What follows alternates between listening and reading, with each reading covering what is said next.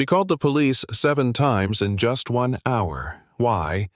Because my wife didn't open the door. But this wasn't her house. It was mine. And the person she was trying to evict was the newly appointed chief of police for the entire county, my wife. Her name is Victoria Harlow, HOA President. The kind of person who believes that if your trash can is out 15 minutes early, you deserve a formal citation. But this time, she knocked on the wrong door. And that knock didn't just flip the power dynamic. It triggered a federal investigation, uncovered a multi-million-dollar real estate fraud, and ended with her own son turning her into the FBI. This story begins with the sound of a doorbell, but ends with a life sentence.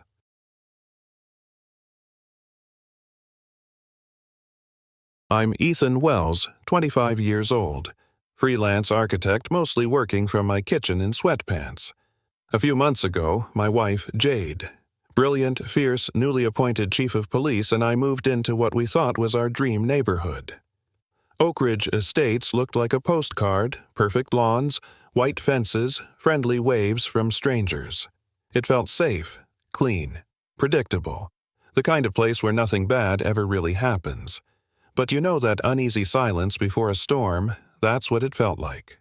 From day one, we got the HOA welcome packet, dozens of pages of rules, restrictions, and penalties. We laughed it off. Over the top, I said, just paperwork. We had no idea that buried inside those rules was a power system more toxic than any city government, and Victoria Harlow sat at the top of it. Watching, waiting. Her name was Victoria Harlow, 30 years old, president of the Oak Ridge HOA and self-declared guardian of the neighborhood's soul. The first time we met her, she showed up at our door unannounced, not with cookies, but with a clipboard, a measuring tape, and a fake smile. Her hair flawless. Her tone sharp, polite, and threatening all at once. She scanned our flower beds like a building inspector. You'll want to repaint that mailbox, she said. HOA standards require muted colors. Your sunset red is a violation. We laughed it off at first, thought it was just suburban theater, but Victoria didn't laugh. Behind her eyes you could feel something cold calculating every move. She wasn't enforcing rules, she was claiming territory. And as we'd soon learn, everyone who crossed her eventually paid for it. It was a Tuesday morning. Jade had left early for a meeting with the mayor. I was at home, knee-deep in blueprints, when the doorbell rang, 3 sharp, impatient buzzes. Through the peephole, Victoria, in a navy blue pantsuit, clipboard in hand, and beside her, a locksmith with a metal toolbox. Something felt off. I cracked the door chain still on. "Can I help you?" Her tone was official. "Mr. Wells. I'm here on urgent HOA business. There are violations that require immediate inspection. Violations I asked. Our place is spotless." She pulled out a thick folder. Unapproved structural changes, storage infractions, safety concerns. All lies. And then she said it, under Section 38B. I have the right to enter. There is no Section 38B. I helped design 3 houses in this neighborhood. I would have known. But she wasn't bluffing. She was trying to break into my home with backup. I looked at the locksmith. He avoided eye contact, already uncomfortable. "This doesn't feel right," I said. "And whatever this is, it's not legal." Victoria's smile cracked. Her voice sharpened. "Your wife has ignored HOA correspondence for weeks. This level of disrespect endangers community standards." She turned to the locksmith. "Begin with the front door lock." He hesitated. "Ma'am, without homeowner consent or a court order, I can't legally do this," Victoria snapped. "Are you questioning my authority?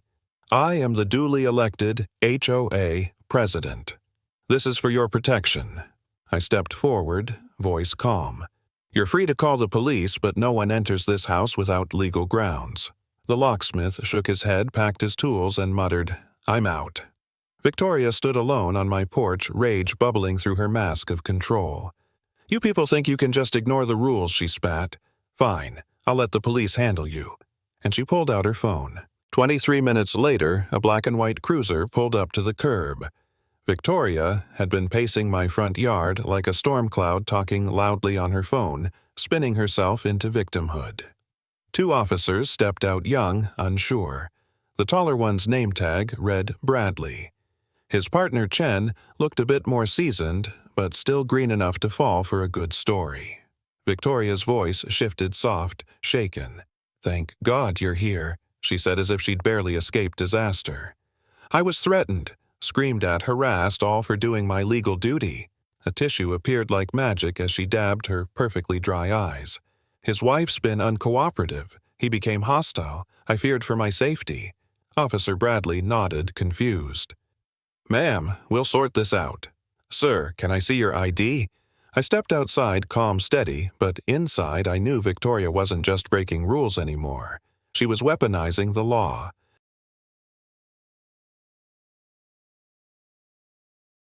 Before I could respond, a familiar voice called out from across the street. "Officers, I've been watching this entire situation unfold." Mrs. Eleanor Graves, 73, retired architect, and the kind of neighbor who always knew more than she let on. She crossed the lawn with surprising speed, silver hair pulled into a perfect bun, phone in hand. Screen already recording. She addressed the officers with calm authority. "Victoria Harlow has harassed multiple families here.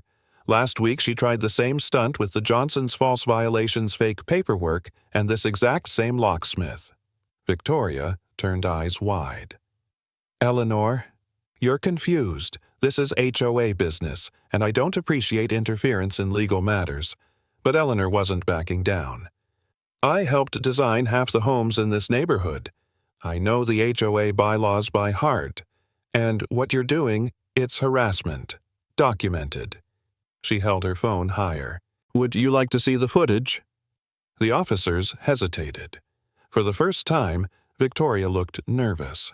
Then a car door slammed from down the street, and a voice cut through the air like a blade. "What exactly is going on here, Jade?" Back early from her meeting, in full uniform, badge gleaming in the sun. Every muscle in Officer Bradley's face tensed. He snapped to attention. "Chief Wells, we received a call about..." Jade raised an eyebrow. Her voice was low-controlled. "About what, someone trying to force entry into my house." Victoria blinked. Actually, blinked, then took a step back. I didn't realize." "This was your residence," she stammered. "But that just confirms a conflict of interest. You need to recuse yourself, call other officers." Jade didn't flinch. "Mrs. Harlow, would you like to explain what legal authority gave you the right to bring a locksmith to my front door?" For the first time, Victoria had no answer. Just silence. By sunset, the video was everywhere. Victoria had edited the footage, cutting out the locksmith Eleanor's testimony and everything that made her look bad. The clip started with her trembling voice. "I was just trying to do my job as HOA president, but the new police chief threatened me." The title, "Small Town Corruption Police Chief Protects Criminal Husband." Within hours, it hit thousands of views. Local Facebook groups, neighborhood forums, even a few viral TikToks, all echoing the same message. Victoria was the victim. The comment section exploded. "This is why we don't trust the police. She should be fired. Follow the money. This goes deep." I watched the screen in disbelief, sitting beside Jade, who was stone silent, her face unreadable. Victoria had lost the real-life battle, but she was winning the online war, and suddenly it didn't matter what was true. It only mattered what people believed. By the next morning, everything had changed. Neighbors who used to wave now looked away. Some avoided eye contact. Others whispered just loud enough for us to hear. The community group chat exploded. Dozens of messages, half the residents demanding Jade resign, the other half asking, "Why does Victoria always escalate everything into a crisis?" Some believed Victoria's story completely. "She's just trying to keep order. She followed the rules. Why didn't they?" But others began to speak up. "Same thing happened to us." One neighbor posted, "She claimed our bird feeder was a code violation. The neighborhood was splitting down the middle. Every yard sign, every glance, every silence at the mailbox felt like taking sides in a war we never started. And Victoria, she thrived in the chaos. Because while we defended ourselves, she was planning her next move. That afternoon, Eleanor knocked on our door with a thick folder in her hand and a look that meant business. She's done this before, she said. To the Martinez family last spring, to the Hendersons just 2 months ago, and the Johnsons on Maple Street they moved out overnight. She laid the documents out on our table. Emails, violation notices, before and after photos. Every family had been hit with surprise inspections, mysterious fines, and escalating threats from Victoria. And then, always the same ending, they sold their homes. Fast and cheap. I thought they just couldn't keep up with HOA rules, I said. Eleanor shook her head. No, Ethan. They were bullied into leaving. It wasn't about property lines anymore. It was about power. Victoria didn't protect the neighborhood. She collected control like trophies. And now, we were next on her shelf. By Friday, flyers appeared on every doorstep. Bold letters, emergency HOA meeting. Protect your property, protect your future. Victoria had called a neighborhood-wide gathering. The reason, urgent community concerns regarding leadership misconduct. When Jade and I walked into the community center, the room was packed. Chairs filled, voices low, and every eye turned toward us. Victoria stood at the front like she owned the stage. Behind her projected slides, charts, graphs. She pointed at a line labeled Property Value Trends. This neighborhood is at risk, she declared. Rule-breaking, corruption, favoritism. If we don't act now, your homes could be worth thousands less. Murmurs, nods. She never said our names, but everyone knew who she meant.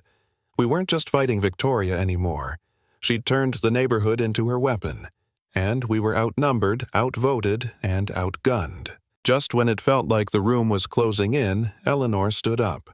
No mic, no slideshow, just a thick folder and a voice that cut through the noise like steel. I'd like to share some facts before we all panic, she said. She stepped to the front. Victoria tried to interrupt, but Eleanor didn't flinch. She opened the folder. Here are documented cases of abuse of power by this HOA's president, Mrs. Victoria Harlow. She laid down exhibits one by one, emails pressuring the Hendersons to repaint or face fines, photos of the Martinez's mailbox before it was labeled non-compliant, a map showing how green space behind Victoria's home somehow became her private patio. The room went silent. Eyes shifted from Eleanor to Victoria, some with confusion, others with disbelief, and a few with realization. For the first time, Victoria wasn't the only voice that mattered. Near the back of the room, someone was watching. Quiet, still, almost invisible. Lucas Harlow, Victoria's son.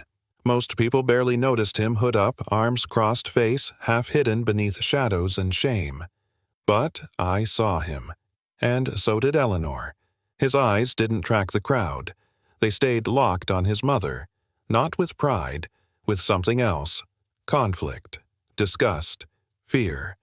When Eleanor revealed the stolen green space, Lucas flinched.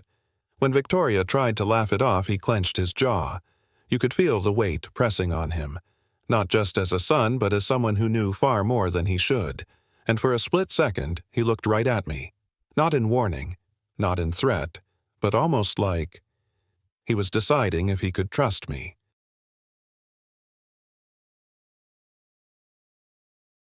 That night, Eleanor brought over more files. Thicker, this time heavier somehow.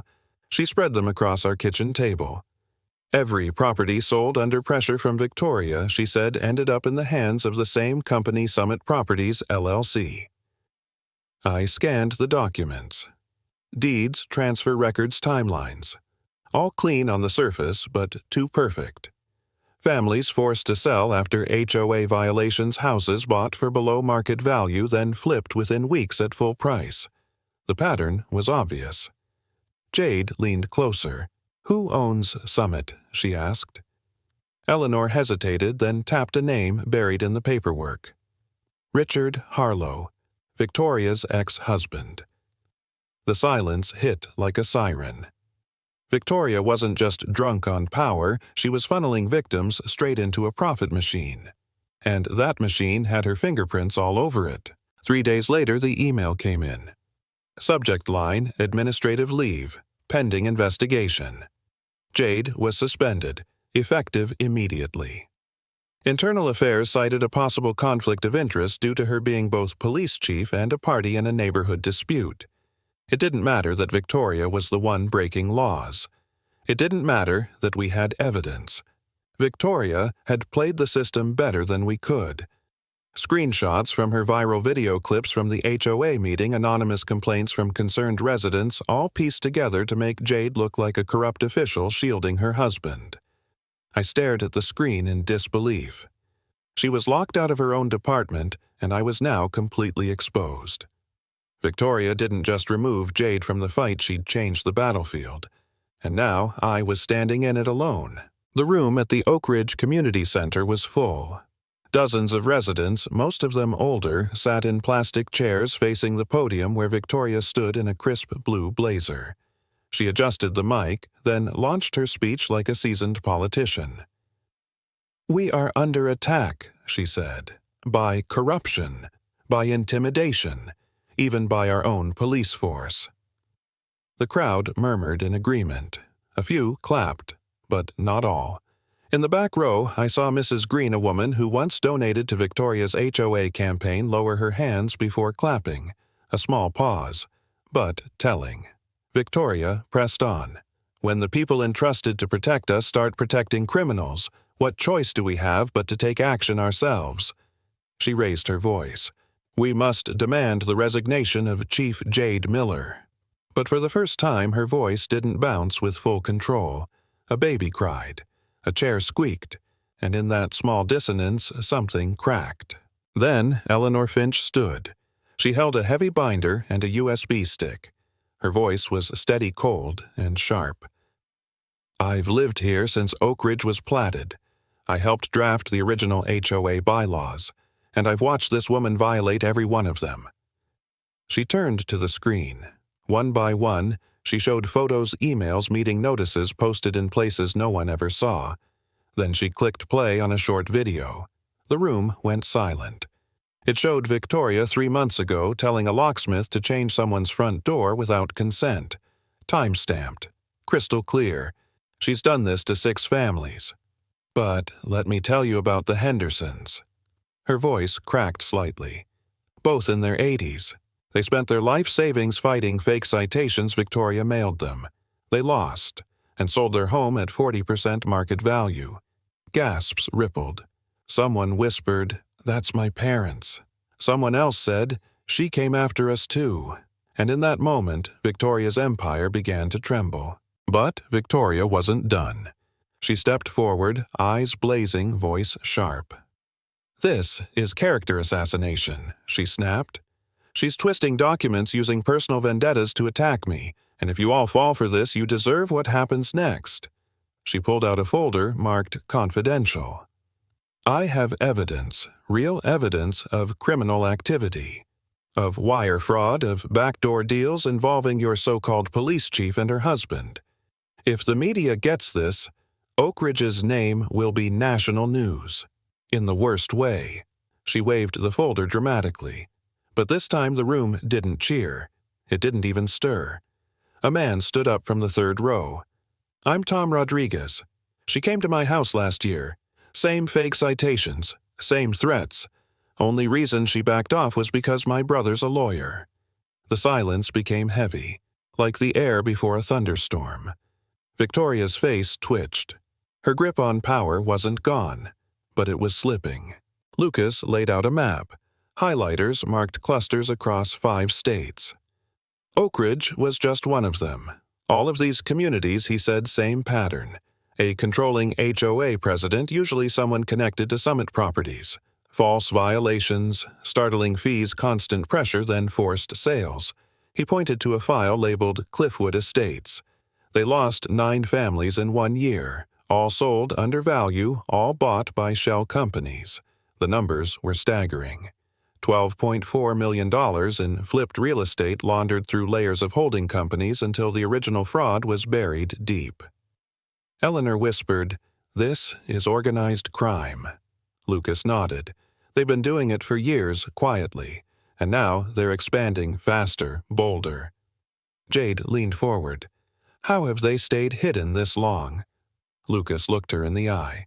"Because they don't just manipulate property, they manipulate people, and if you get in the way, they remove you." The call came just after midnight. Lucas answered, then went completely still. He put the phone on speaker.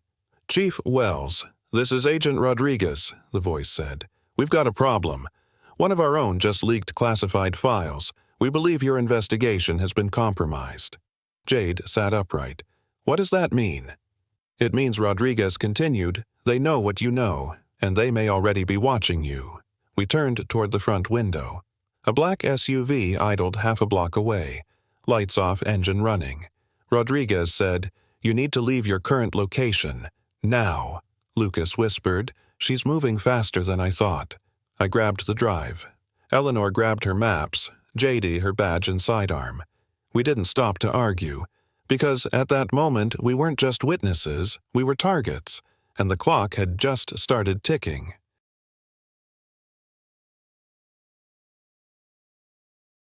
The knock came just after noon.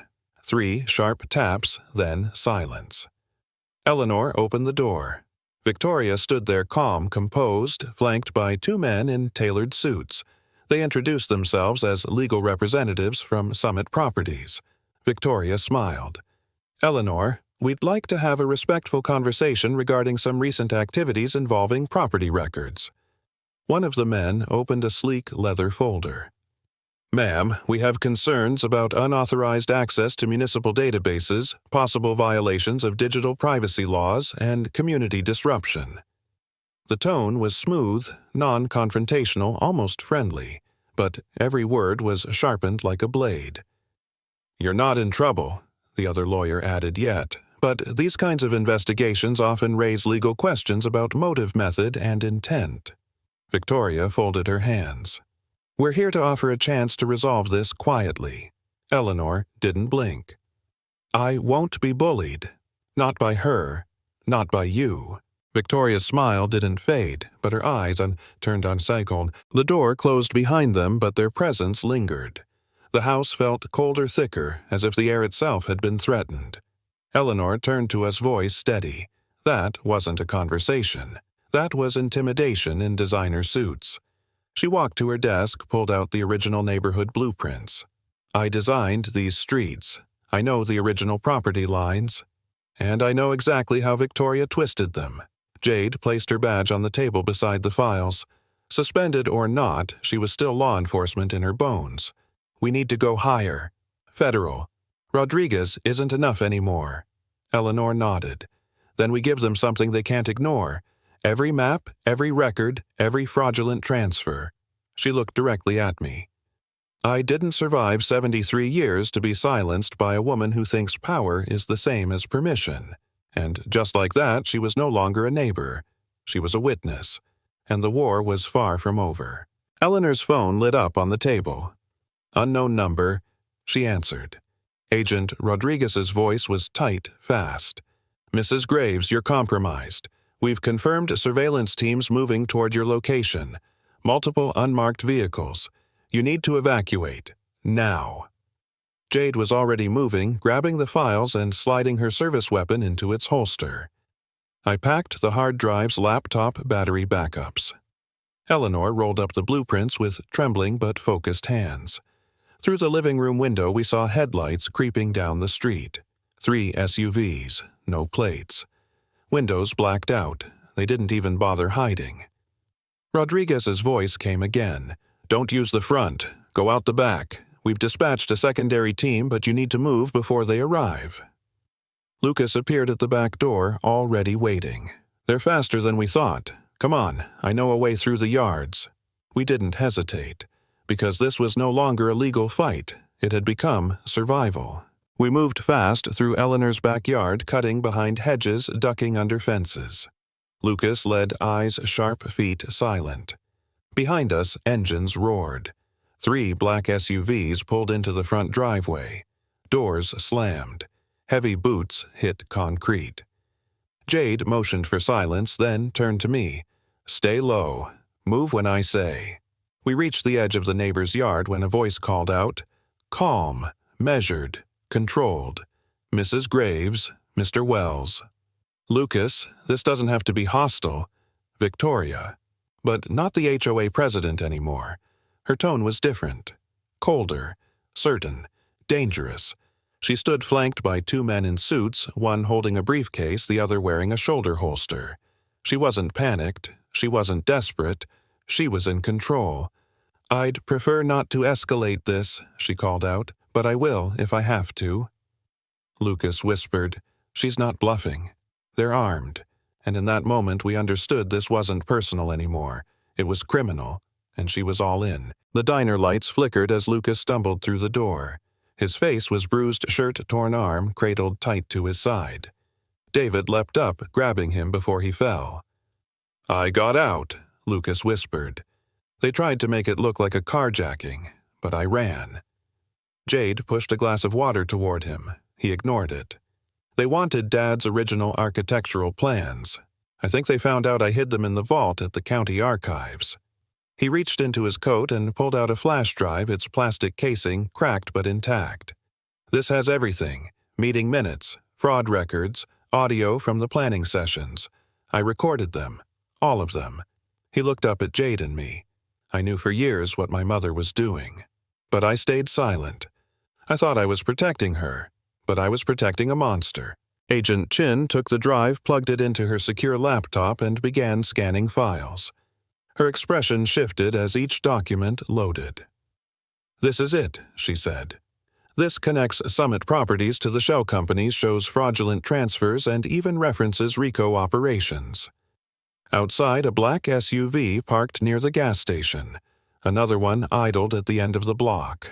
"We've been found," Chin said, her voice flat. Lucas stood still shaky. "I led them to you. I'm sorry." Chin raised her hand. "No, this is exactly what we needed to bait them. Now it's our turn." She spoke into her earpiece. "All units move on Phase 4. Engage targets upon confirmation of Vincent Caruso and Victoria Harlow on site." The diner went dark, then lit up again, this time in red and blue. Victoria never saw it coming. Her SUV screeched into the parking lot, flanked by 2 unmarked cars. She stepped out, composed, flanked by lawyers Davidson and Walsh. But this time, they weren't the ones holding the power. FBI agents swarmed. Guns drawn. Commands shouted. Vincent Caruso was dragged from the back seat of another vehicle, cursing, red-faced, furious. But when Victoria saw Lucas alive, standing safe, her mask cracked. "You," she spat. "You betrayed your own blood." Lucas didn't flinch. "You killed Dad. You tried to kill me. Blood stopped mattering the day you sold your soul." Victoria lunged forward, only to be slammed back by 2 agents. The flash drive was held up like a trophy. Chin's voice rang clear. "Victoria Harlow, you're under arrest for conspiracy, fraud, and attempted murder. We've got the files, the witnesses, and now we've got you." And this time she had no words left.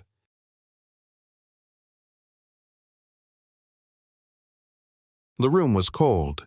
1 table, 2 chairs, a single camera in the corner. Lucas sat down first. Victoria entered in cuffs. No makeup, no power suit, just an orange jumpsuit and eyes that had seen too much. They stared at each other for a long time. "You recorded everything she said." Lucas nodded. "I had to." "You stopped being my mother the day you tried to have me killed." Her lips trembled just slightly. "I was trying to protect what we built." "No," he said, "you were protecting yourself. From the truth. From justice. From Dad." She flinched at the last word. Lucas leaned in. "You could have stopped. Years ago. But you liked the power. You liked watching people break." She looked down. And for a moment she wasn't the queen of fraud. She was just a broken woman. "I never wanted this," she whispered. "I believe you," he replied, "but you still did it." He stood, and walked away. 6 months later, she stood in court, expression hollow, as the judge read out 31 guilty counts: conspiracy, fraud, racketeering, attempted murder, first-degree murder. Victoria Harlow was sentenced to life without parole. Behind her, Lucas didn't flinch. Eleanor held my hand. Jade stood tall, her badge newly reinstated. Oak Ridge Estates changed. Not overnight, but enough. Neighbors now waved with meaning, not just manners. The community garden where Victoria's house once stood was thriving. Tomatoes, snapdragons, and stories grew side by side. Justice didn't come easy, but it came. Because good people didn't stay quiet. And maybe that's the real lesson. When the powerful twist rules for their gain, it takes courage, truth, and community to untangle the roots. So, if this story meant something to you, if it stirred that fire inside that belief that justice still matters, share it. Let someone else feel what you just felt. And hey, if you haven't yet, tap that like button. Subscribe for more stories like this, because we don't just tell drama, we tell truth, and truth deserves to be heard.